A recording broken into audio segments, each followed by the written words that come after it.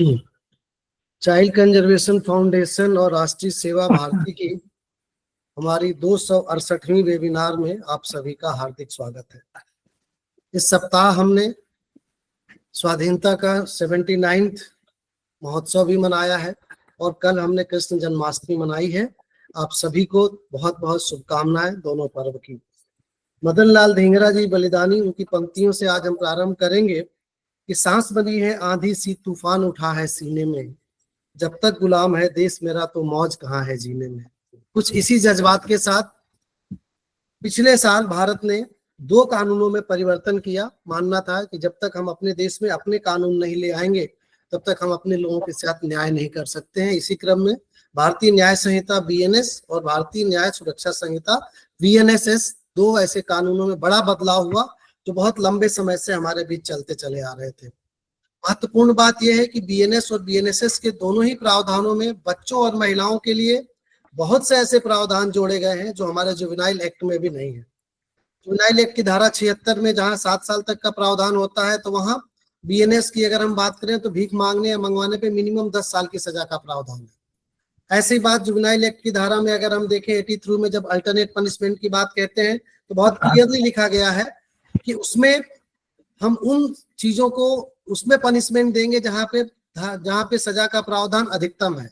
तो जब हम बीएनएस को जुवेनाइल एक्ट के साथ जोड़कर देखते हैं क्या कुछ चीजें हमारे सामने आती हैं या इनमें क्या परिवर्तन है, इसकी पूरी प्रक्रिया क्या है बीएनएसएस, इन सारी चीजों पर आज हम चर्चा करने वाले हैं।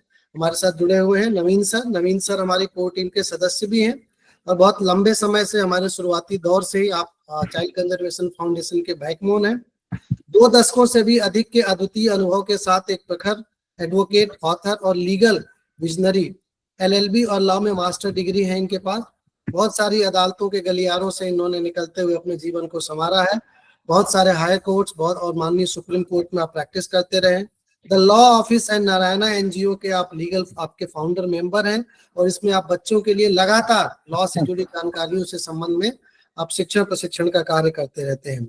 पर्यावरण कानून में आपने प्राइवेसी ऑफ नेचर नाम से एक क्रांतिकारी अवधारणा दी है जिसमें कि अतिक्रमण से बचाना उतना ही आवश्यक है जितना किसी व्यक्ति की निजी जिंदगी को आपका खतरा है। तो बड़े सम्मान के साथ मैं नवीन सर से निवेदन करता हूं कि आज का जो हमारा विषय है BNS specially in context with JJ पर अपनी बात रखें। Over to you Naveen sir. नमस्कार कृपा शंकर जी, मैं प्रणाम करता हूँ इस प्रबुद्ध मंच को, आदरणीय कृपा शंकर जी को और हमारे सबके प्रेरणा स्रोत आदरणीय भाई साहब राघेंद्र शर्मा जी को, जिनके नेतृत्व में ये ज्ञान की धारा लगातार बह रही है, और हमारे साथ जुड़े हुए सभी सदस्य को जो इतने लंबे समय से इस ज्ञान की धारा में जुड़े हुए हैं, अपना कंट्रीब्यूशन देते रहते हैं और हमारा मार्गदर्शन करते रहते हैं। कृपा शंकर जी, मैंने एक पीपीटी शेयर करी थी, वो आपके उस पे शेयर हो रही है क्या? एक बार प्लीज देखेंगे आप? आपको ही करना पड़ेगा सर पीपीटी शेयर, क्योंकि आज एडमिन में अकेले हूँ तो वो अच्छा, हाँ आपको ही करना पड़ेगा जी। अच्छा ठीक है, चलिए। जैसे कि कृपा शंकर जी ने बताया, आज का जो विषय है, अगर आप आज के विषय को देखें तो आप पाएंगे कि जेजे एक्ट, बीएनएस 2023 और बीएनएसएस जो 2023 के जो प्रोविजन है, स्पेशली जो प्रोविजन बच्चों से रिलेटेड और उनके प्रोटेक्शन से रिलेटेड है, आज हम उसकी बात करेंगे। तो अगर आप देखें तो सबसे पहली जो अवधारणा हमारे मन में आती है वो ये आती है कि आज हम इस वेबिनार में क्या कवर करने जा रहे हैं। तो सबसे पहले हम बात करेंगे कि एक्चुअल में जो प्रोटेक्शन होता है वो क्या है, और वो हिंदुस्तान में प्रोटेक्शन की जब बात, चाइल्ड से रिलेटेड प्रोटेक्शन की बात की जाती है, तो वो क्यों की जाती है। मैं अपनी बात को शुरू करूं उससे पहले मैं आपको एक कोट देना चाहता हूं जो कि मुझे अपने वेदों और पुराणों से बहुत प्यार है। तो उसमें एक बात लिखी है कि जो राष्ट्र अपने बालकों की सुरक्षा करता है वही राष्ट्र वास्तव में सुरक्षित रहता है, और बाल संरक्षण कोई दया नहीं है, ये एक राष्ट्र धर्म है। तो इस अवधारणा के साथ अगर आप देखें तो हमारा जो सीसीएफ है वो लगातार बच्चों से रिलेटेड जो मुद्दे हैं उनको उठाता रहा है। हम बात करें तो हमारे मन में सबसे पहले ये सवाल आना चाहिए कि कानून क्या है या कानून की जो अवधारणा है वो वास्तव में क्या है, और कानून को हम या समाज किस तरह से देखता है। क्योंकि आप सारे लोग चेयरपर्सन हैं, कुछ मेंबर्स हैं CWC के, जे बोर्ड के। तो जो कानून है उसमें जो दो शब्द स्पेशली यूज किए जाते हैं, विशेष रूप से क्रिमिनल एक्ट के अंदर जो बच्चों से रिलेटेड अवधारणा है, जो क्राइम है उसका मतलब होता है एक ऐसे रूल या सेट ऑफ लॉ जो किसी प्रोहिबिटेड एक्ट को मना करते हैं। यानी कानून एक ऐसी अवधारणा है जो एंटी सोशल एक्ट या कोई ऐसा एक्ट जो सॉवरीन है उसके अगेंस्ट होता है, और उसके अगेंस्ट अगर आप कोई काम करते हैं तो वो वायलेशन माना जाता है। जैसे आप में से बहुत से लोग कानून के छात्र रहे होंगे, तो आपने देखा होगा कि जो हमें जब लॉ स्कूल में पढ़ाया जाता था तो हमें ऑस्टिन, केल्सन, बेंथम बहुत सारी चीजें बताई जाती। तो जो क्राइम है वो उस पॉइंट के बाद जो है वो ऑफेंस बन जाता है जहां तक कानून ने आपको परमिसिबल करा है, और उसके बाद जब उस लाइन को आप क्रॉस कर लेते हो तो आप पनिशमेंट की पेरिफेरी के अंदर चले जाते हैं और आप जो है क्राइम, जो कानून है उसका उल्लंघन करते हैं। मैं ये बात इसलिए आपको बता रहा हूं कि कानून क्या है या लॉ क्या है, ताकि आप इस पूरे विषय को अच्छी तरह से समझ पाए। एक और अवधारणा मैं आपको देना चाहता हूं प्रोटेक्शन से पहले, बच्चों के प्रोटेक्शन से पहले। जो स्टेजेस ऑफ ऑफेंस है वो कैसे शुरू होती है एक क्रिमिनल के अंदर और वो कैसे खत्म होती है। जो क्राइम करने की इच्छा है वो एक डिजायर के रूप में एक आदमी या किसी व्यक्ति के अंदर प्रबल होती है, और वो डिजायर जो है एक विल के अंदर परिवर्तित होती है, और वो विल मोटिव बनता है और मोटिव इंटेंशन बनती है, और इंटेंशन के बाद वो व्यक्ति जो है प्रिपरेशन करता है, और उस प्रिपरेशन के बाद वो व्यक्ति अंत में अटेम्प्ट करता है, और अटेम्प्ट करने के बाद अगर कोई कानून का उल्लंघन हुआ है तो वो कमीशन ऑफ ऑफेंस हो जाता है। अब हमारे पास जो हमारा जो क्रिमिनल जस्टिस सिस्टम है वो 3 आधारों पे पूरी सिस्टम को डिफाइन करता है, और वो 3 आधार क्या है।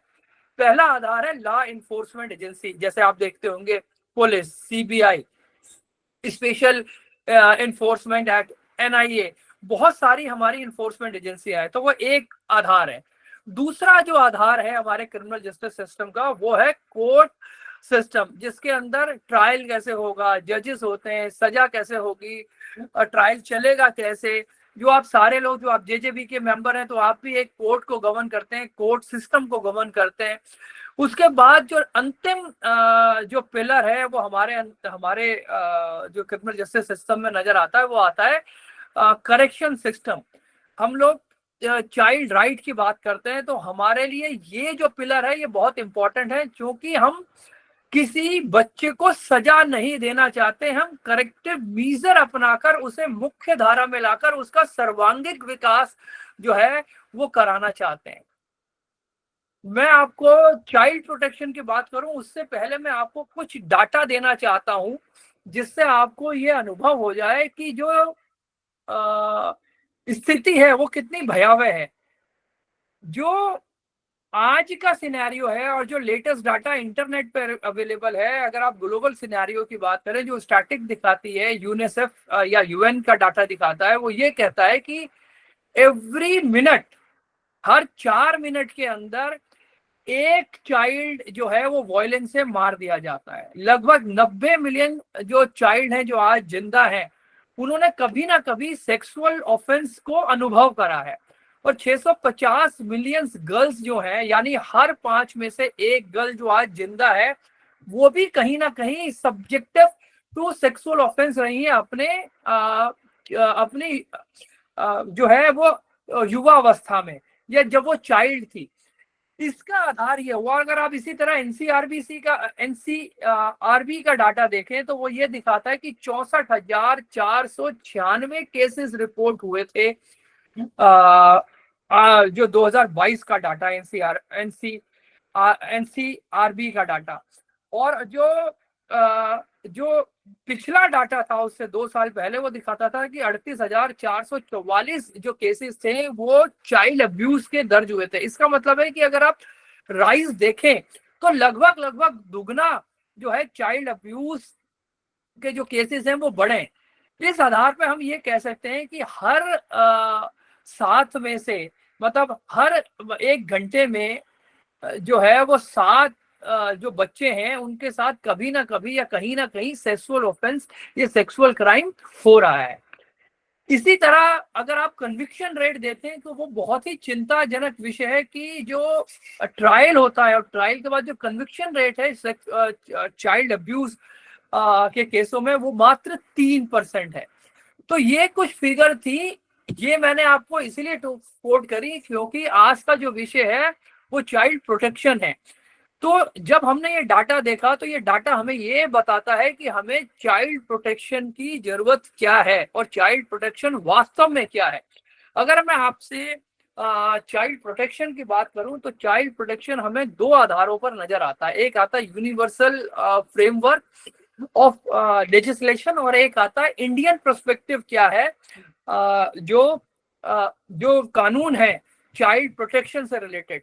अगर आप देखें तो जो त्रिआयामी ढांचा है जिसके बेसिस पे चाइल्ड प्रोटेक्शन जो है पूरी दुनिया में बनाया गया, वो पहला था कि अब्यूज, नेग्लेक्ट और एक्सप्लॉयटेशन एंड वायलेंस, इससे हमें बच्चों को बचाना है। दूसरा जो आधार था वो था कि इस जब वो ये ऑफेंस हो जाते हैं उसके बाद केयर, रिहेबिलिटेशन एंड उनके जो राइट है जैसे राइट टू लाइफ, एजुकेशन और डिग्निटी उसे प्रोटेक्ट करा जाए।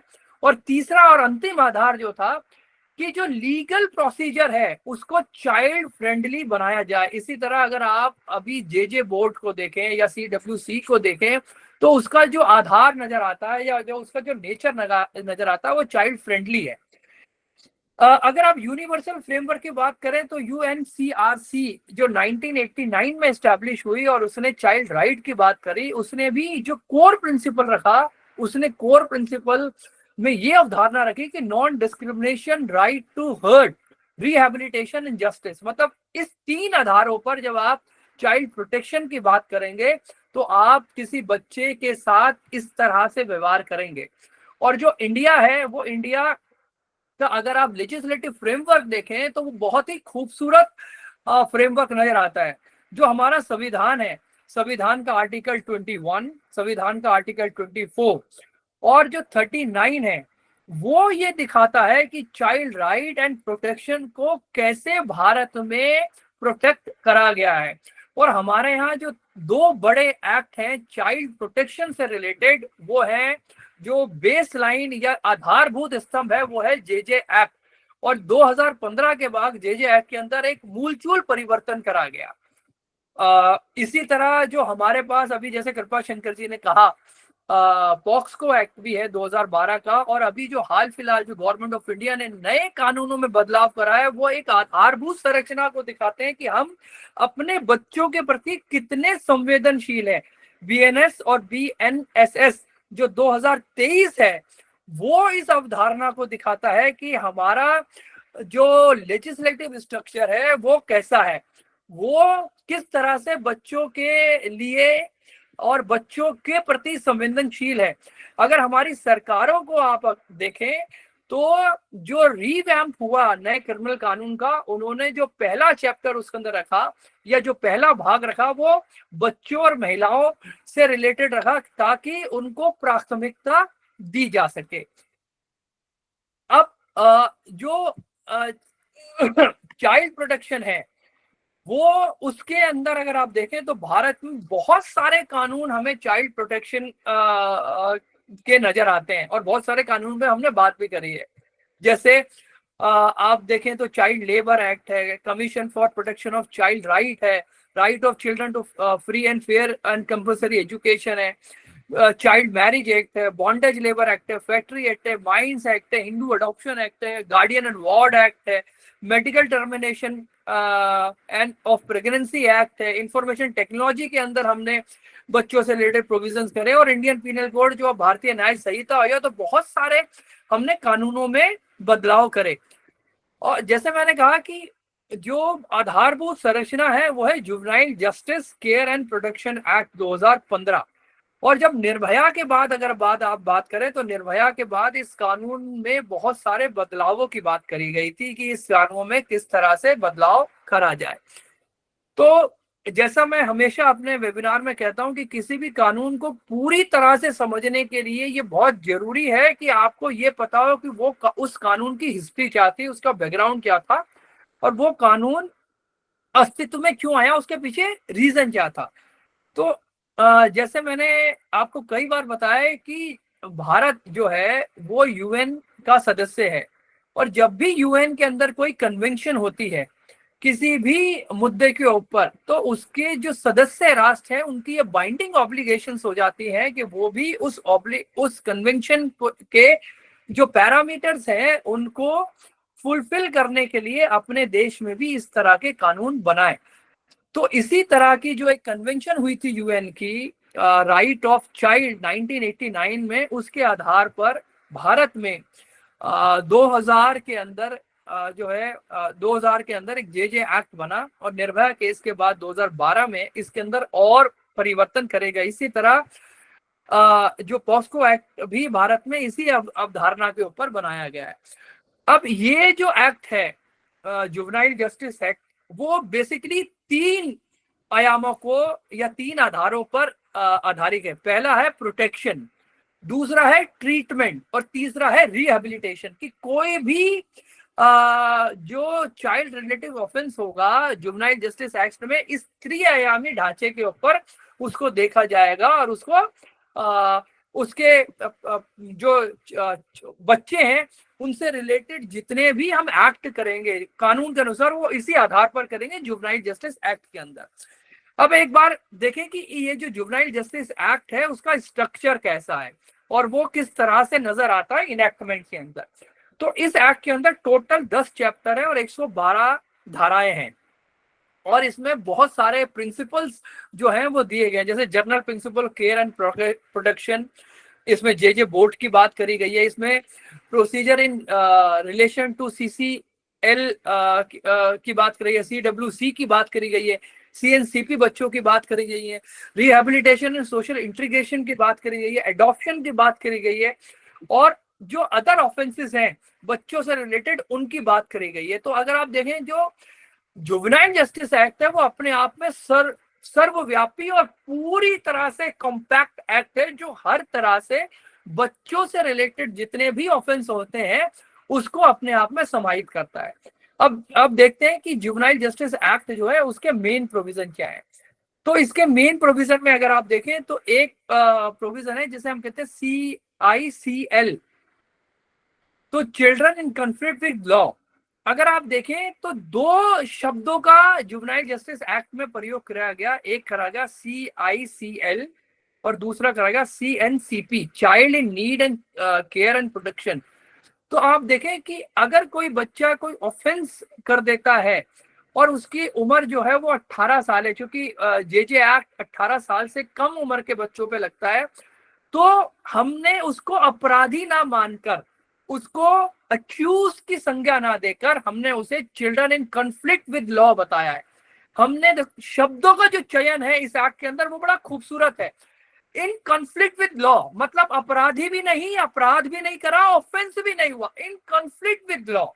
और दूसरा जो इसका जो पार्ट है वो ये दिखाता है कि अगर कुछ ऐसे बच्चे हैं तो वो हमें कहीं अबेंडन अवस्था में मिलते हैं, वो ऑर्फन है, उनके साथ अब्यूज हो रहा है, वो मिसिंग चाइल्ड है, वो लेबर विक्टिम है, तो उनकी जो केयर और प्रोटेक्शन और रिहेबिलिटेशन है वो किस तरह से की जाएगी, ये इस एक्ट के मेन प्रोविजन है।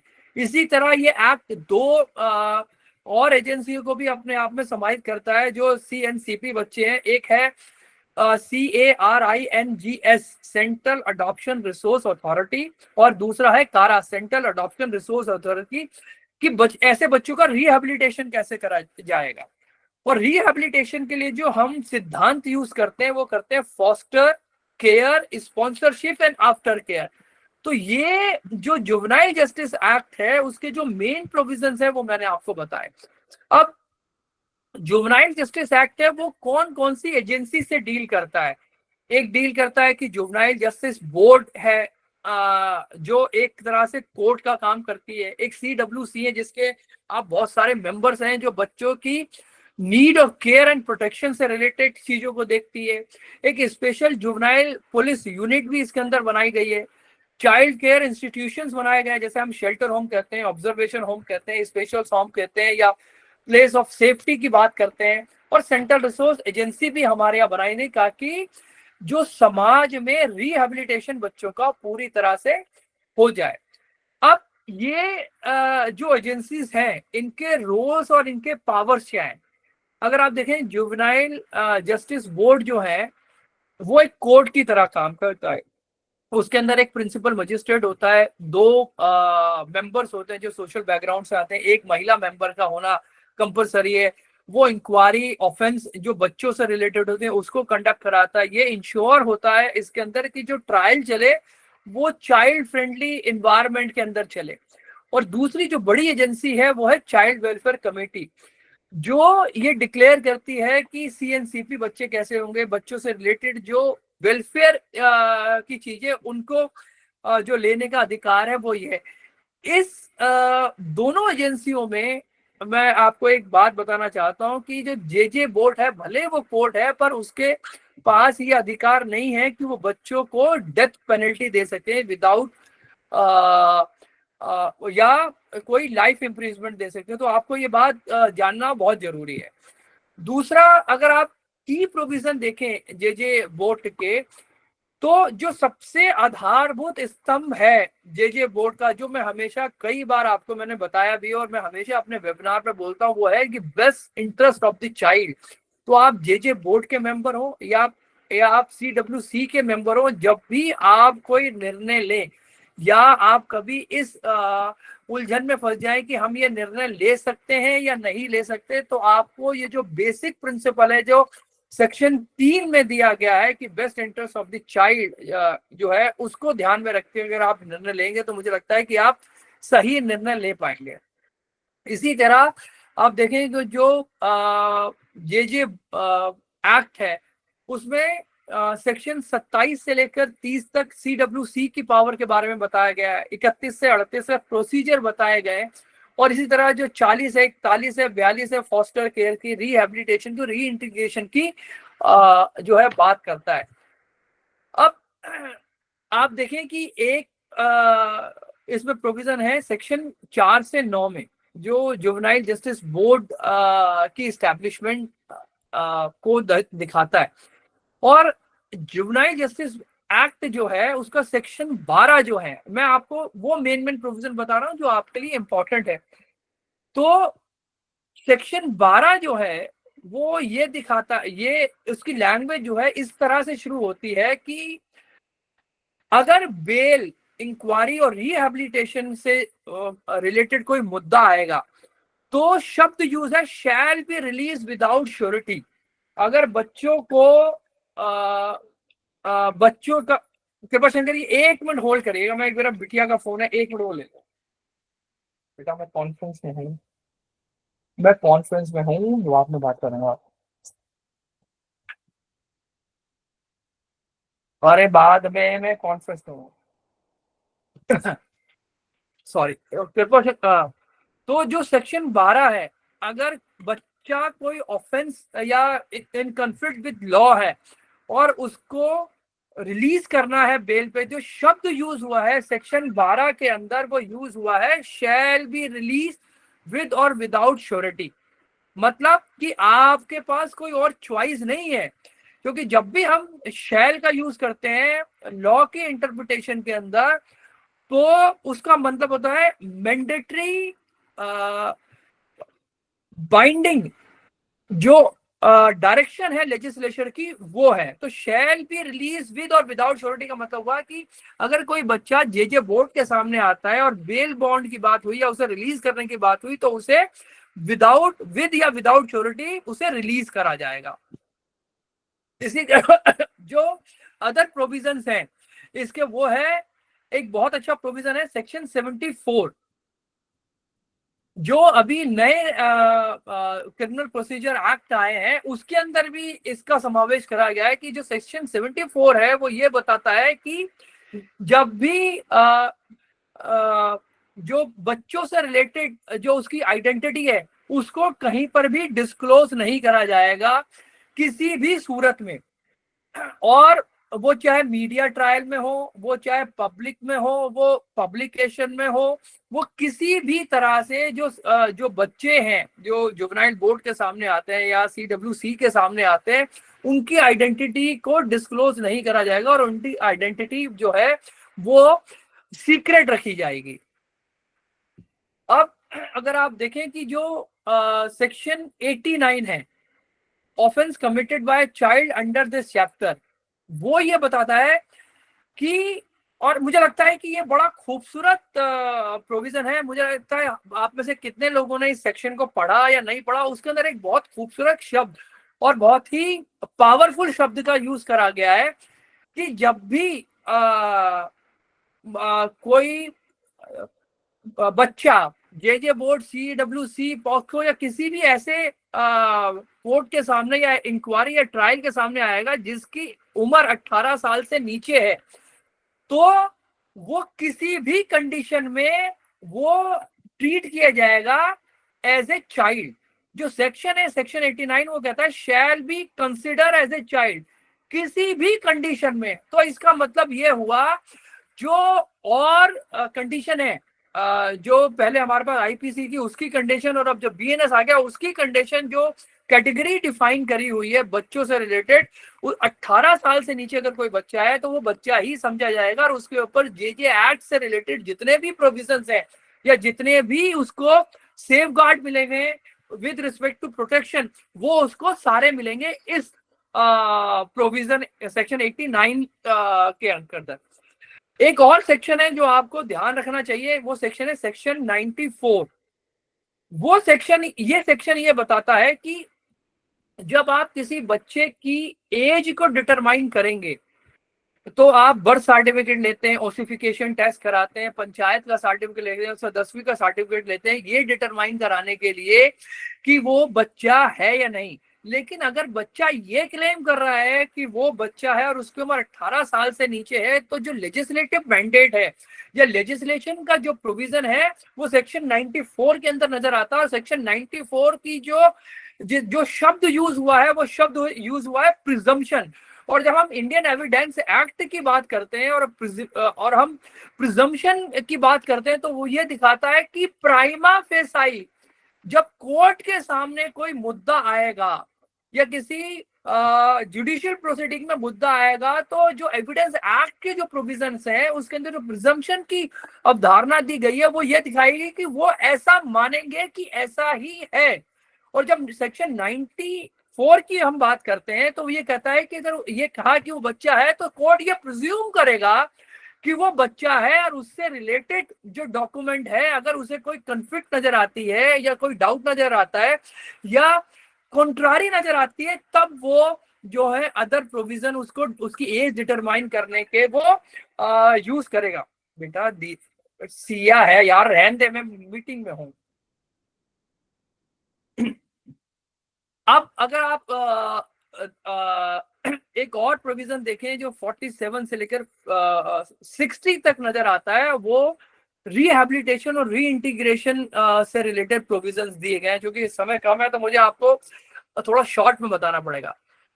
एक आप सेक्शन देखें, सेक्शन 100 जो है जुवेनाइल जस्टिस एक्ट का जो सेक्शन है, वो बेसिकली मुझे लगता है कि जो जे बोर्ड के मेंबर्स हैं, जो CWC के मेंबर्स हैं, या वो लोग हैं जो बच्चों की केयर, प्रोटेक्शन और नीड के बेसिस के ऊपर या उनके प्रोटेक्शन के लिए कोई काम करते हैं, और वो काम करते समय इस बात से ना घबराएं कि अगर हमने कुछ कर दिया इस संबंध में और कोई एक्ट का वायलेशन हो गया या कुछ और हो गया तो हमारे ऊपर कोई ट्रायल तो नहीं चलेगा, हमारे ऊपर कोई क्रिमिनल लायबिलिटी तो नहीं आएगी, हम किसी तरह से इसमें परेशान तो नहीं होंगे।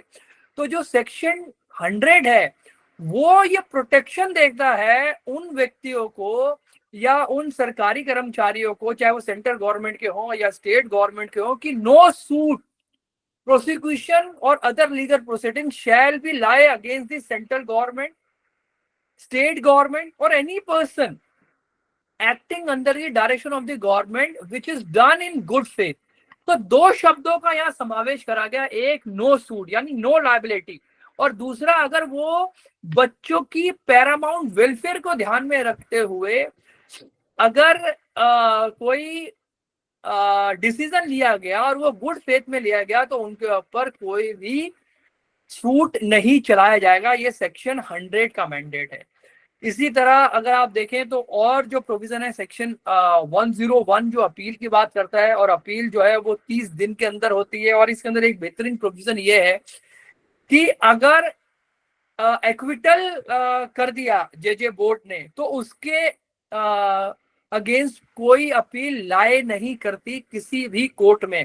तो ये बच्चों की जो पैरामाउंट वेलफेयर है उसके लिए बहुत ही बेहतरीन प्रोविजन है।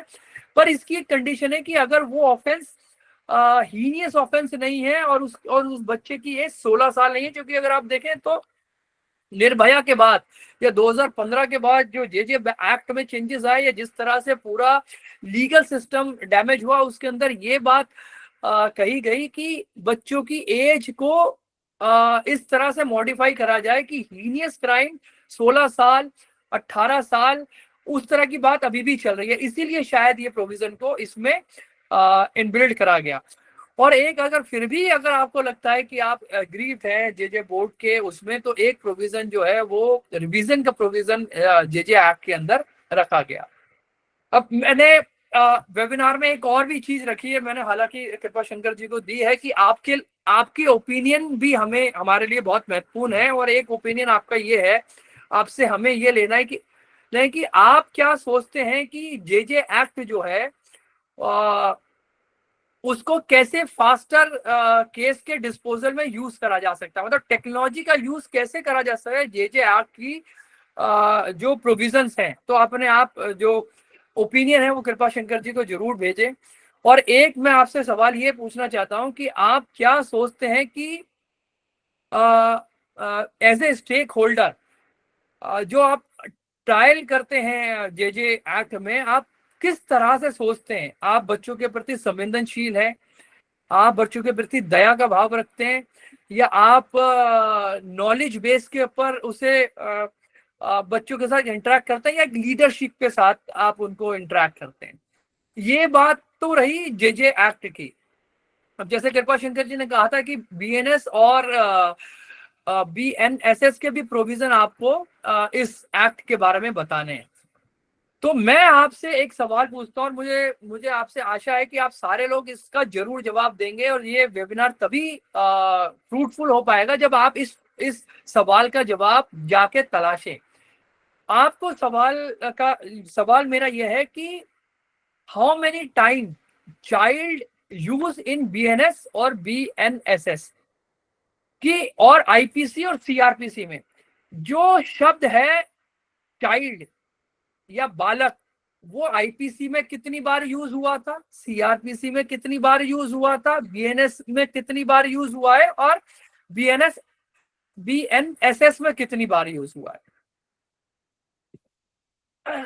तो जो नए आप देखें जो नए कानून आया है बीएनएस, जो पहले आईपीसी था, आईपीसी को हमने बीएनएस कर दिया, भारतीय न्याय संहिता 2023, वो बच्चों के प्रोटेक्शन के बारे में क्या कहता है? तो उसका जो चैप्टर 5 है और चैप्टर 5 जो है और सेक्शन 63 से लेकर 99 वो बात करता है कि अरेस्ट जब होगी तो पुलिस किस तरह से अरेस्ट करेगी। Offence against women and child 63 से लेकर 99। और जैसा मैंने शुरुआत में कहा कि जो प्रोविजन थे पहले के सीआरपीसी में और पहले की आईपीसी में, उसमें मेजर परिवर्तन ये करा गया कि हमने प्रायोरिटी देने के लिए बच्चे और महिलाओं से रिलेटेड जो ऑफेंस थे उनको हम पहले चैप्टर में ले आया, शुरुआती चैप्टरों में ले आए, बाद के चैप्टरों में हटा के। तो ये सरकार की संवेदनशीलता जो है बच्चों के प्रति वो दिखाता है। अब आप देखें जो आईपीसी था उसके अंदर जो चाइल्ड था उसकी डेफिनेशन कहीं भी डिफाइन नहीं थी। लेकिन जो अब नया एक्ट आया बीएनएस, उसके अंदर जो है चाइल्ड की डेफिनेशन को डिफाइन करा गया है, और ये डेफिनेशन सिमिलर है जेजे एक्ट की। इसके अंदर कहा गया है कि any person below the age of 18 years is considered to be child. इसका मतलब है दो बातें करेगी, एक बीएनएस को जेजे एक्ट के समकक्ष लाया गया क्योंकि बच्चों की जो अवधारणा है जो एज से रिलेटेड उसको इसमें मिलाया गया या उसको मैच करा गया। दूसरा, इसे जेंडर न्यूट्रल बनाया गया, मतलब ये नहीं कहा गया कि बच्चे का मतलब पुरुष या स्त्री, ये कहा गया कि एनी पर्सन। दूसरी बात, अगर आईपीसी के अंदर आप देखें और वो हमारी जो बीएनएस के अंदर अवधारणा है बच्चों से रिलेटेड, वो है नो लायबिलिटी की थ्योरी। तो जो नो लायबिलिटी की थ्योरी है वो बीएनएस के अंदर भी नजर आती है कि उसका सेक्शन 20 ये कहता है, जो जनरल एक्सेप्शन के अंदर डिफाइन करता है कि कोई भी बच्चा जिसकी उम्र 7 साल से कम है वो उसके अंदर सफिशिएंट मैच्योरिटी नहीं होती और उसके अंदर अंडरस्टैंडिंग की भी कैपेबिलिटी नहीं होती जब वो कोई एक्ट कर रहा है। एक्ट का मतलब कोई ऐसा एक्ट जो इन वायलेशन ऑफ लॉ है, जिसको हम क्राइम बोलते हैं, वो कर रहा है। इसीलिए 7 साल के बच्चों को एब्सोल्यूट इम्यूनिटी हमने बीएनएस के अंदर भी दी और आईपीसी के अंदर भी दी थी।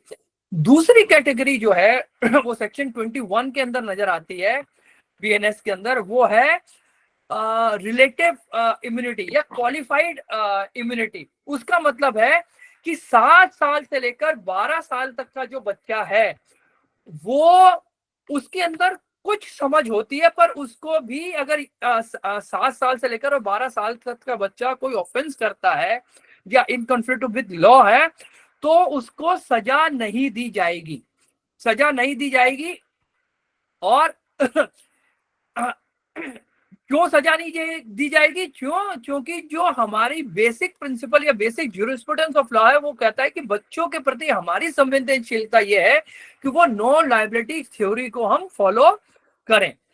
लेकिन आप देखें सेक्शन 20 और 21 के अंदर जो मेजर डिफरेंस है वो डिफरेंस ये है कि अगर प्रोसिक्यूशन 7 से 12 साल के बच्चों में अगर कोई ऑफेंस या कोई वायलेशन हुआ, ये साबित कर दे कि उस समय उसकी वो अंडरस्टैंडिंग थी, वो एक्ट करते समय, मान लीजिए कोई बच्चा है उसने किसी के घर को पेट्रोल डाल के आग लगा दी और प्रोसिक्यूशन ने ये साबित कर दिया कि हाँ उसको ये अंदाजा था कि इस एक्ट का परिणाम क्या होगा या उसकी ये इंटेंशन रही होगी, जिसे हम कानून में मेंसरिया बोलते हैं। तो प्रोसिक्यूशन अगर ये करता है तो जो 7 से 12 साल तक की जो लायबिलिटी है उसके अंदर जे एक्ट के अंदर जो प्रोविजंस है उसके आधार पर उस बच्चे के साथ लीगल ट्रीटमेंट करा जाएगा, यानी क्वालिफाइड इम्यूनिटी जो है, एब्सोल्यूट इम्यूनिटी जो है वो क्वालिफाइड इम्यूनिटी के अंदर बदल जाएगी। इसी तरह अगर आप देखें तो बीएनएस का जो प्रोविजंस हैं वो प्रोविजन हमें नजर आते हैं सेक्शन 90 से लेकर सेक्शन 92 तक। और ये जो प्रोविजन है, हम जब भी बात करते हैं तो आप देखते होंगे हम चाइल्ड की बात करते हैं, हम बॉर्न चाइल्ड की बात करते हैं, बार बार कहते हैं कि बच्चा जो पैदा हो चुका है। लेकिन सेक्शन 90, 91 और 92 वो फीटस की भी बात करता है और इन्फेंट की भी बात करता है। मतलब फीटस और इन्फेंट की बात हम कैसे करते हैं? फीटस की बात करते हैं अगर आप देखें कि 90 कहता है कि death cause by an act with intent to cause miscarriage.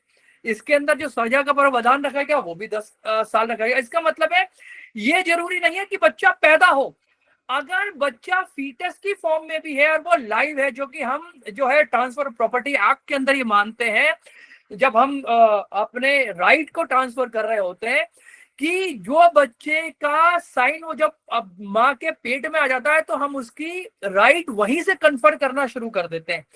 तो जो फीटस है उसके भी राइट इंटैक्ट है कि उसको मिसकरेज ना किया जाए। तो जो फीटस है वो भी एक बच्चे का रूप है, इसीलिए सेक्शन 90 अगर आप देखें बीएनएस के अंदर तो वो बेहतरीन प्रोविजन है। दूसरा 92 आफ्टर बर्थ की बात करता है कि अगर बच्चे को अलाइव छोड़ दिया जाए जिससे उसकी मौत हो सकती है, अबेंडन छोड़ दिया जाए, तो वो 92 जो है वो इसकी बात करते हैं, मतलब फीटस और इन्फेंट दोनों की बात हमने यहाँ करी। इसी तरह अगर आप देखें जो 93 है, 94 है, 95 और 96 है, वो भी ये दिखाता है कि जो बच्चा है उसकी डेड बॉडी के साथ अगर हम कैसा वो करते हैं, बेसिकली मैं इन्फेंट की बात कर रहा हूँ, या जो चाइल्ड है उसको फोर्स सुसाइड के लिए या इलिसिट इंटरकोर्स के लिए अगर उसको फोर्स करा जाता है, जो सेक्शन 96 कहता है प्रोक्रिएशन ऑफ चाइल्ड, उसके लिए भी जो सजा का प्रावधान है वो बहुत ज्यादा इस एक्ट के अंदर कर दिया गया है। तो अगर आप देखें जो मेजर डिफरेंस नजर आता है जेजे एक्ट और बीएनएस के अंदर, वो ये नजर आता है बीएनएस के अंदर जो लगभग मैं कह रहा हूं आपसे, जो ऑफेंस के लिए पेनल्टी थी वो लगभग 5 साल के आसपास हमें नजर आती है। लेकिन अगर आप बीएनएस की देखें तो बीएनएस के अंदर जो पेनल्टी है या पनिशमेंट है वो 7 साल से लेकर 10 साल तक रिलेटिवली नजर आती है, जो हीनियस क्राइम है या बच्चों से रिलेटेड जो क्राइम है उसके संदर्भ में। तो इसका मतलब मैं अगर आपसे कहूं कि जो बच्चे हैं वो अगर आप देखें तो जो बीएनएस है वो उनको ज्यादा इम्यूनिटी और ज्यादा प्रोटेक्शन प्रदान करता है in comparison to JJ act. ये इस संदर्भ में मैं कंपैरिजन कह रहा हूं कि जब आप पनिशमेंट की बात करते हैं ताकि वो डिटरेंट समाज में रहे कि बच्चों के प्रति हम और संवेदनशील हो जाएं। इसी तरह आप देखें जो बीएनएस का सेक्शन 97 वो किडनैपिंग की बात करता है कि बच्चा अगर under the age of 10 years है उसकी किडनैपिंग करें तो उसके लिए 7 साल सजा है। बच्चों को जो पर्पस ऑफ प्रोस्टिट्यूशन के लिए 98 उसके लिए 10 साल की सजा है। जैसे अगर आप देखें जो बीएनएस का सेक्शन 81 है वो 5 साल की सजा का प्रावधान करता है, ये 10 साल की सजा का प्रावधान करता है। एक और सेक्शन है जो सेक्शन 99 है, जो अक्सर कृपा शंकर जी बात करते हैं या भाई साहब कई बार बात करते हैं कि जो बच्चों की बाइंग है या हमें जो बच्चे जो रेलवे स्टेशन पे मिलते हैं और वो उनको ट्रैफिकिंग के लिए यूज करते हैं या दूसरे चीजों के लिए यूज करते हैं, तो उनका जो सेक्शन 99 है बीएनएस के अंदर वो हायर पनिशमेंट की बात करता है, 14 साल और प्लस फाइन। ये जो पनिशमेंट है अप टू 14 साल तक रहेगा।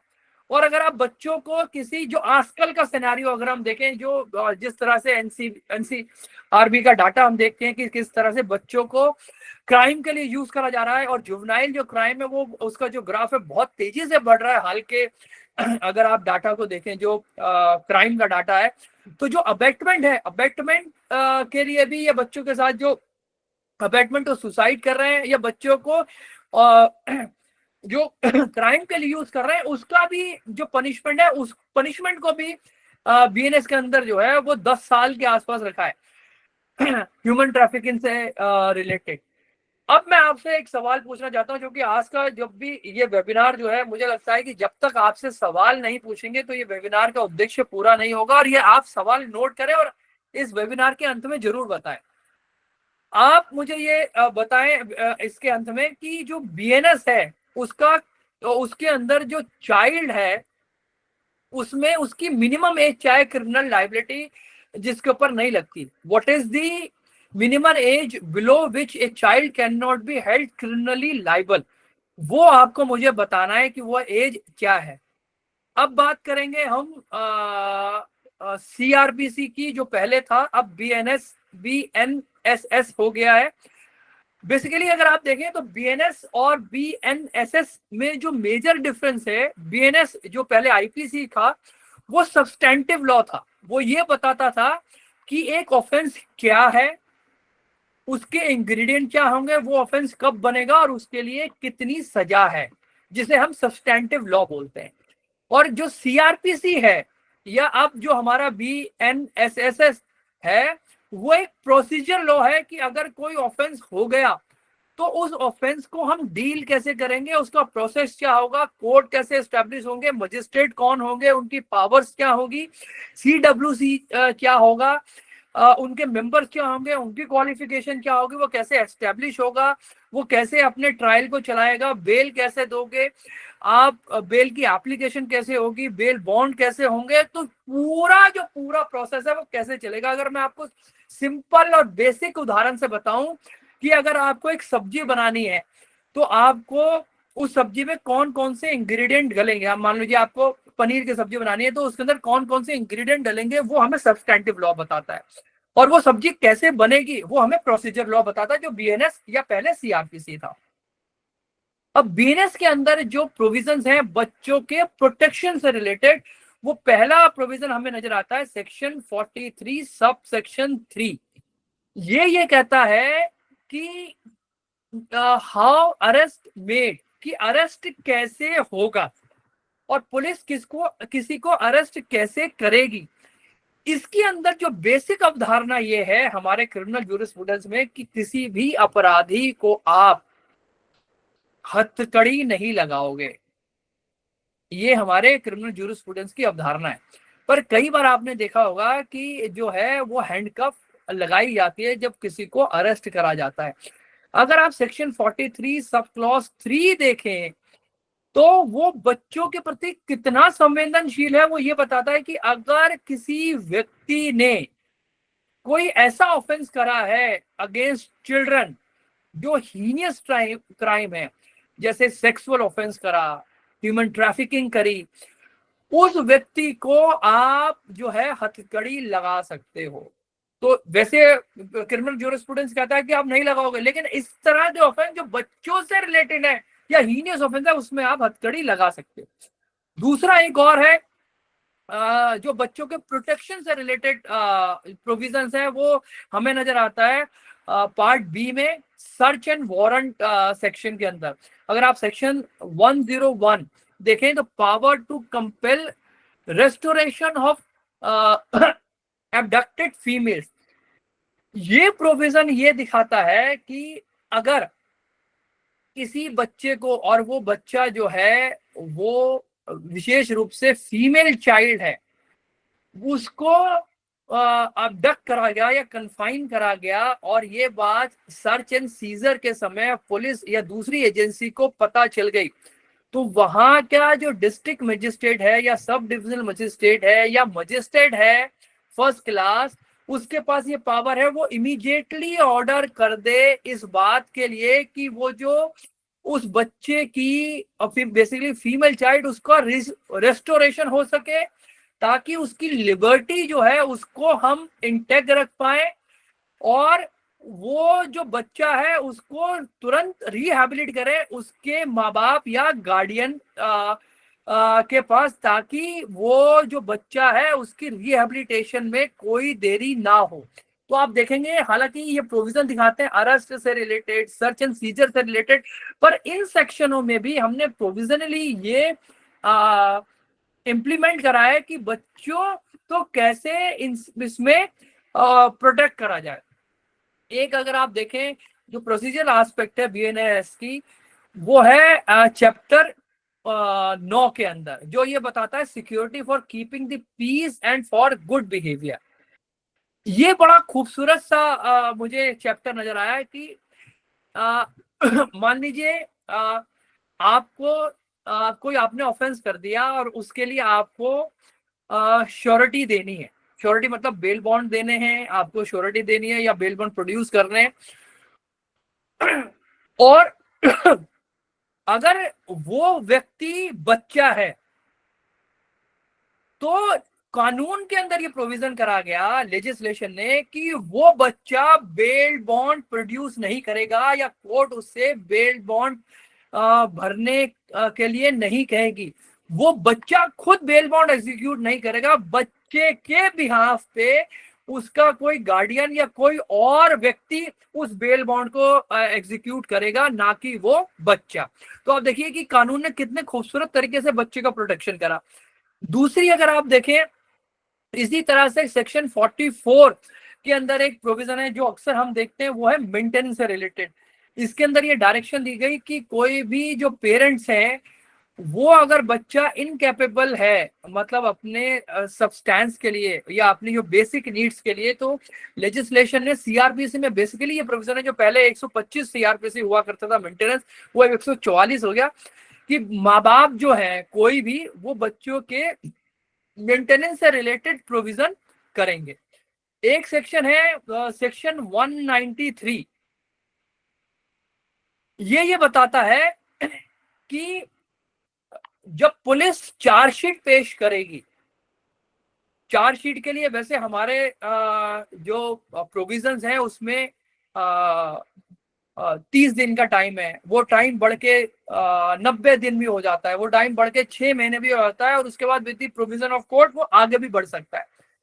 बट कुछ ऐसे ऑफेंसेस हैं जो सीआरपीसी में है, जो बीएनएस के अंदर अभी इंट्रोड्यूस करे गए, बेसिकली सेक्शन 64, 65, 66, 67, 68 और 70 और 71 जो सेक्सुअल ऑफेंस को दिखाते हैं, या पॉस्को एक्ट के अंदर जो 4, 6, 8 और 10 जो ऑफेंस है, अगर उससे रिलेटेड कोई ऑफेंस हुआ है बच्चों के साथ, तो ये लेजिस्लेशन का मैंडेट है कि बच्चों के प्रोटेक्शन के लिए जो आईओ है वो चार्जशीट 2 महीने के अंदर अंदर दाखिल करेगा उस दिन से जब पुलिस उसकी स्टेटमेंट को रिकॉर्ड करती है। तो टाइम बाउंड मैनर में बच्चों से रिलेटेड जो ऑफेंस हुए हैं उसको प्रोटेक्ट करने के लिए लेजिस्लेशन का जो नए कानून में मैंडेट है वो भी इसमें दिखाया गया है। एक चैप्टर है, चैप्टर 15, वो ये बताता है condition require for initiation of proceeding. इसका अभिप्राय यह है कि जब भी कोई ट्रायल चलता है, उस ट्रायल को चलाने के लिए कुछ बेसिक कंडीशंस होती हैं, उसको आपको फुलफिल करना होता है, उसके बिना कोई भी ट्रायल ना तो शुरू हो सकता है ना चल सकता है। तो बच्चों के प्रोटेक्शन के लिए सेक्शन 219 इसमें प्रोविजन रखा गया कि वो ये कहता है कि कोई भी कोर्ट अगर कोई ऑफेंस मैरिज से रिलेटेड है वो उसमें कॉग्निजेंस नहीं ले सकता तब तक जब तक कि, अच्छा ये सेक्शन किसको रिप्लिकेट करता है, वो करता है बीएनएस के 81 और 84, जिसके अंदर कोई व्यक्ति किसी महिला के साथ ये जानते हुए या ना जानते हुए इंटरकोर्स कर लेता है कि वो मेरी लीगली वेट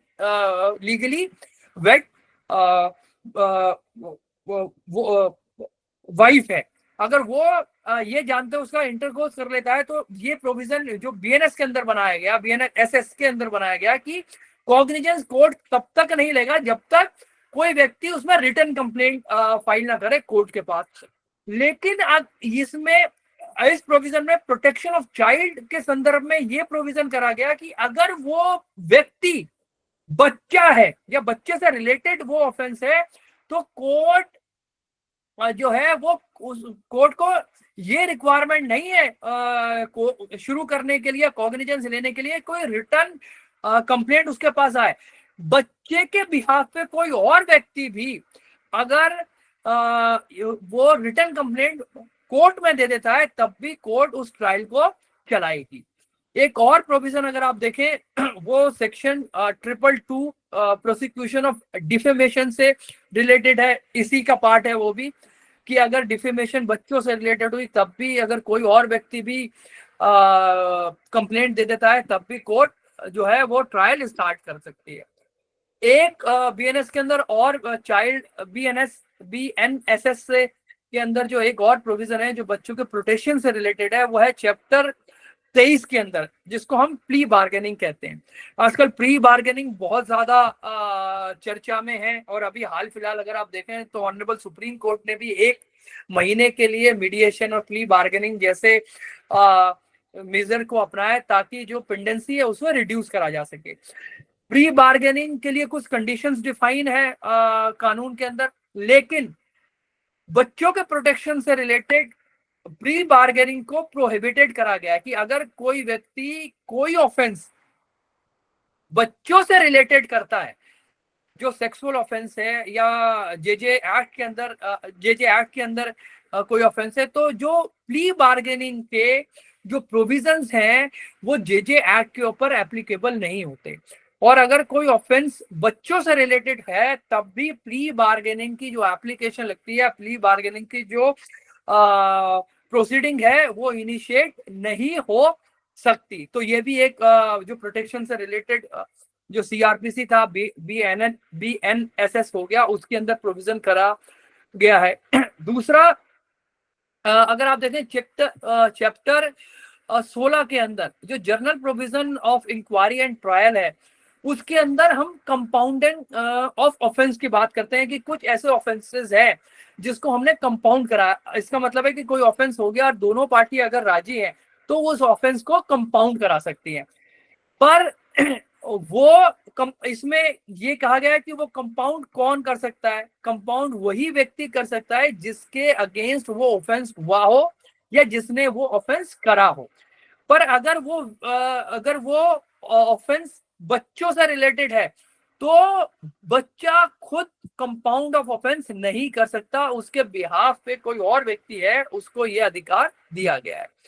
इसी तरह अगर आप देखें तो एक बहुत ही बेहतरीन प्रोविजन अक्सर आप देखते हैं वो, और आपने ये अनुभव भी करा होगा या आपने स्वयं ये करा होगा, एक हम शब्द यूज करते हैं जिसे बोलते हैं इन कैमरा प्रोसीडिंग, जिसे हम पॉस्को में बहुत यूज करते हैं, जेजेबी में आप यूज करते होंगे, कि जो हमारे क्रिमिनल जूरिस्प्रूडेंस है वो एक ट्रांसपेरेंसी को दिखाता है। वो ये दिखाता है कि जब भी आप ट्रायल करोगे तो किसी की पीठ के पीछे आप ट्रायल नहीं करोगे, उसको ये इस बात का पता होना चाहिए कि वो ट्रायल जो है उसके सामने हो रहा है, ट्रांसपेरेंसी और फेयरनेस ऑफ ट्रायल रहे, जो कॉन्स्टिट्यूशन का बेसिक स्ट्रक्चर का भी पार्ट है, जो फेयरनेस ऑफ ट्रायल है। अगर आप इसके अंदर देखें तो जो सेक्शन 66 है BNSS का, वो ये कहता है कोर्ट टू बी ओपन, मतलब कोर्ट ऐसे होगी जिसमें कोई भी व्यक्ति, जनरल पब्लिक है, उसका एक्सेस होगा।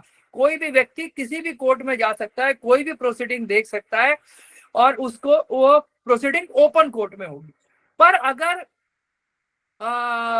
जे बोर्ड या पॉस्को एक्ट या CWC ये चाहे कि बच्चों के सर्वांगीण हित में या बेस्ट इंटरेस्ट ऑफ चाइल्ड अगर है तो, और कोई ऑफेंस जो सेक्सुअल ऑफेंस है BNS के अंदर, जैसे 64, 64, 65, 66, 67 या पॉस्को से रिलेटेड कोई ऑफेंस है, तो वो कोर्ट चाहे तो उस प्रोसीडिंग को इन कैमरा कर सकता है, जनरल पब्लिक का जो इंटरफेरेंस है उसे रोक सकता है। तो ये भी बच्चों की प्राइवेसी से रिलेटेड और उनके प्रोटेक्शन से रिलेटेड एक बेहतरीन प्रोविजन इस एक्ट के अंदर करा गया है। एक और जो प्रोटेक्शन ऑफ चाइल्ड है उससे रिलेटेड जो प्रोविजन है, मुझे लगता है कि आप सब लोगों को इस सेक्शन के बारे में जरूर पता होना चाहिए, जो BNSS का सेक्शन 397 जो है बहुत इंपॉर्टेंट है। और मुझे लगता है कि मतलब कभी ना कभी आपने सेक्शन को यूज जरूर करा होगा कि अगर कोई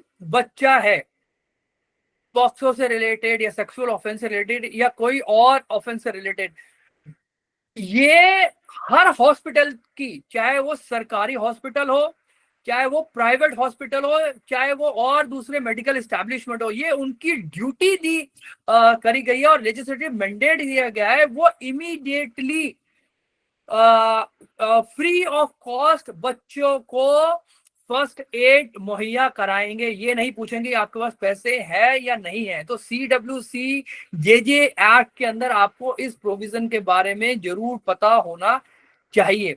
दूसरा एक सेक्शन है 401, ये भी एक इंपॉर्टेंट सेक्शन है, मुझे लगता है आपको इस सेक्शन को भी ध्यान से समझना चाहिए। बच्चों से प्रोटेक्शन और उनके बेस्ट इंटरेस्ट के रिलेटेड ये सेक्शन है।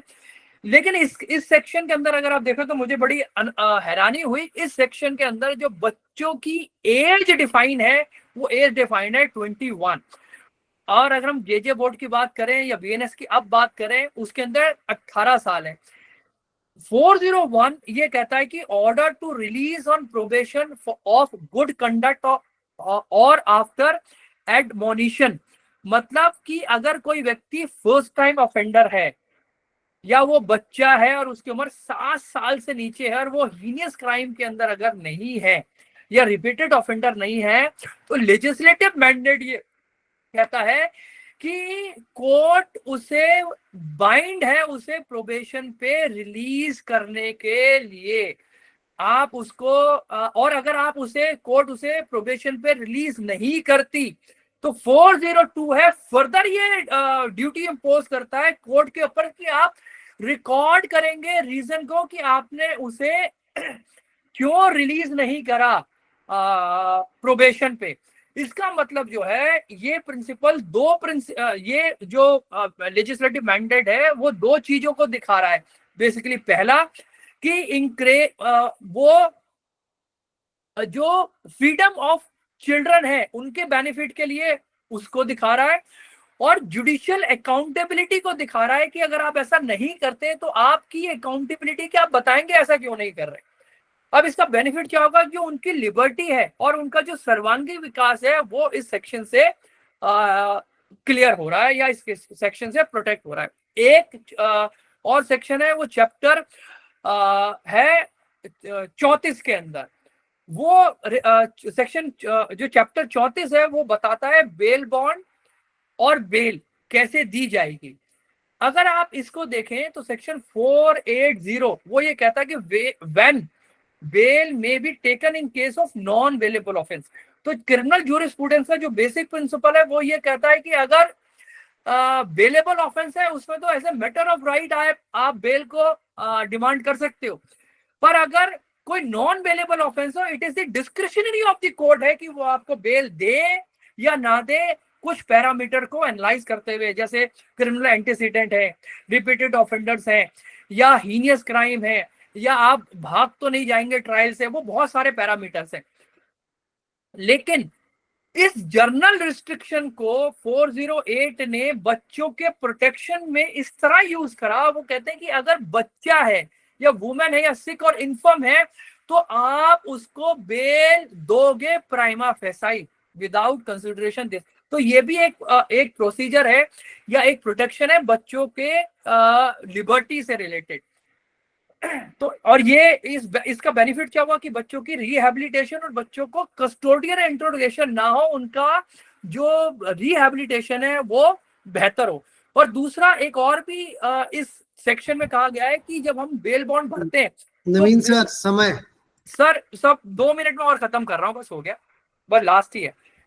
एक और भी चीज आपने देखी होगी बेल बॉन्ड के समय कि बेल बॉन्ड वही व्यक्ति भरेगा जिसने ऑफेंस करा हो, लेकिन इस चैप्टर के अंदर प्रोटेक्शन ऑफ चाइल्ड जो है उसके बारे में ये प्रोविजन करा गया है कि बेल बॉन्ड वो जो बच्चा है वो खुद नहीं भरेगा, उसके बिहाफ पे कोई और व्यक्ति भरेगा जो उसका गार्डियन या कोई और व्यक्ति है। कृपा शंकर जी आपने कहा मेरा जो है समापन है, मैं जो वो हमारे मेंबर्स हैं या हमारे जो जुड़े हुए साथी हैं उनसे एक सवाल और पूछना चाहता हूँ। 3 सवाल मैंने पूछे। एक आपसे मैं सवाल ये पूछना चाहता हूँ कि आपके हिसाब से बिगेस्ट चैलेंज क्या है बच्चों के प्रोटेक्शन से रिलेटेड। पहला ऑप्शन मैं आपको देता हूँ लैक ऑफ अवेयरनेस, दूसरा प्रोसीजरल डिले, तीसरा लैक ऑफ रिसोर्सेज, चौथा कोऑर्डिनेशन की प्रॉब्लम्स होती है मेंबर्स के प्रति। तो आप अपने सवालों को जरूर बताएं ताकि हम भी आपसे मोटिवेटेड हो पाए और कुछ नया सीख पाए। अब कृपा शंकर जी जो आदेश देंगे तो आगे की कार्रवाई शुरू कर सकते हैं। सर बहुत धन्यवाद, इतने अच्छे से आपने रिलेट किया तीनों को। और मैं अक्सर जब बोर्ड में आते हैं आपने इसमें 3 चीजें बोली कि चार ऑप्शन दिया, आपको एक ऑप्शन ये भी देना चाहिए था कि lack of legal knowledge to the advocates. जो एडवोकेट जेजेबी में आते हैं उनको जेजेबी के प्रोसीजर के बारे में बहुत कम पता होता है, वो जानते ही नहीं है क्या होनी चाहिए। तो ये भी एक ऑप्शन देने चाहिए कि what is the biggest. Anyway बहुत बहुत धन्यवाद कृपा शंकर जी, मैं ना इसमें आपको धन्यवाद देना चाहता हूँ कि आपकी वजह से मैंने बहुत सारे कानूनों को सीख लिया और पढ़ लिया। नहीं मैंने भी होमवर्क किया था, मैं मतलब पिछले 1.5 महीने से मैं बीएनएस को जेजे से कोरिलेट करके एक पीपीटी आपको शेयर किया है मैंने, और बीएनएस का भी मैं कर रहा हूँ उस पे काम। तो मैं भी एक बार और इस पे हम बात करेंगे। पर इतने अच्छे तरीके से आपने सर जेजे के साथ मैंने बीएनएस और बीएनएसएस को बताया, बहुत बहुत धन्यवाद आपका। सत्र ओपन है हमारा, जिसको भी प्रश्न करना है हैंड रेज कर सकते हैं। और ब्रजेश भाई का प्रश्न आया है, अब ब्रजेश जी अपना प्रश्न रखें जी। आपका माइक खोल लीजिए जी।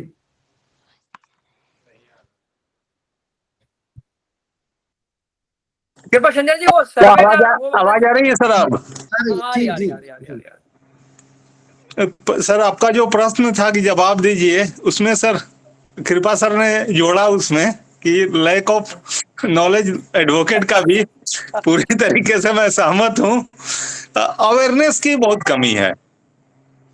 हाँ, तो मेरा सर प्रश्न है कि ऐसा किशोर जिसके बेल बॉन्ड को एक्जीक्यूट करने के लिए इस दुनिया में उसके गार्जियन भी नहीं है और मम्मी पापा भी नहीं है, तो वैसे स्थिति में क्या होगा? सर विजय जी, इसके ऊपर मैं आपको बताऊं, अभी कुछ दिन पहले ही ऑनरेबल सुप्रीम कोर्ट की गाइडलाइन थी, मैं उसको आपका लिंक भी भेज दूंगा। गाइडलाइन मतलब जजमेंट थी, उसके अंदर ये कहा गया था, और विशेष रूप से कोविड के बाद, कि अगर किसी व्यक्ति के पास बेल बॉन्ड के पैसे नहीं है, श्योरिटी नहीं है या कुछ और नहीं है, तो उसमें कुछ कंडीशन डिफाइन थी। Without bail bond, without surety, personal bond पे भी उस व्यक्ति को छोड़ा जा सकता है। सर कोई है ही नहीं वैसे तो, स्थिति में नहीं, लेकिन जिस व्यक्ति के लिए आप कर रहे हैं वो तो खुद की भी श्योरिटी दे सकता है ना।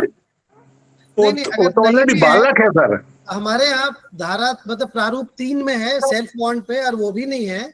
अगर बच्चा सिस्टम में है या सीएनसीपी है या सीआईसीएल है, तो संस्था के जो इंचार्ज हैं वो उसके लीगल गार्जियन के रूप में काम कर सकते हैं, जिस भी जगह आपने रखा है। नहीं, लेकिन बच्चा तो बेल बॉन्ड एग्जीक्यूट करेगा ही नहीं ना, मैंने आपको बताया। नहीं, संस्था की जिस संस्था में आपने रखा है, अगर उस बच्चे का कोई नहीं है तो उसको सीएनसीपी बना करके आप सीडब्ल्यूसी को ट्रांसफर कर सकते हैं सेक्शन 8 के तहत। सही है सर। सर मैं बाल कल्याण समिति सोलापुर से बात कर रही हूँ, एडवोकेट सुवर्णा कोकरे, महाराष्ट्र से। अरे मैं भी महाराष्ट्र से हूँ मॅडम। सर आता सरांनी जे उत्तर दिलं ना, तर ते हाँ बोलो नहीं, हिंदी में बोलो, सबको समझ में आया। हाँ सर, सॉरी एक्सट्रीमली।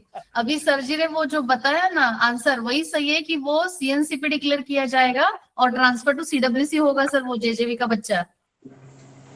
सर इसमें मैं ऐड करना चाहूंगी कि सर हम बच्चे को पर्सनल बॉन्ड पे भी तो रिलीज कर सकते हैं sir, personal bond of good conduct. जी जी, मैं वकील नवीन सर, मैं वही आपको बोल रहा हूँ कि जो बीएनएस और बीएनएसएस के प्रोविजंस हैं वो जेजे एक्ट के गाइडिंग फैक्टर्स हैं, लेकिन उसको सुपरसीड जेजे एक्ट ही करेगा। जेजे एक्ट में प्रारूप 3 में सेल्फ डिक्लेरेशन पे बच्चे को छोड़ सकते हैं, अदरवाइज उसको सीएम। नहीं सर, जैसा मैंने बेल बॉन्ड के संबंध में बताया, उसके प्रोविजन जो है जेजे एक्ट पे लागू नहीं होते, वो उससे इम्यून है। जी श्यामल राव जी, भाई साहब अपना प्रश्न रखें। जी नहीं, तो उसमें जब रिलीज करने की बात थी ना, किसी का कोई नहीं है, पर्सनल बॉन्ड पे एक अलग मामला है। यदि अगर चाहे उनके यदि कोई परिवार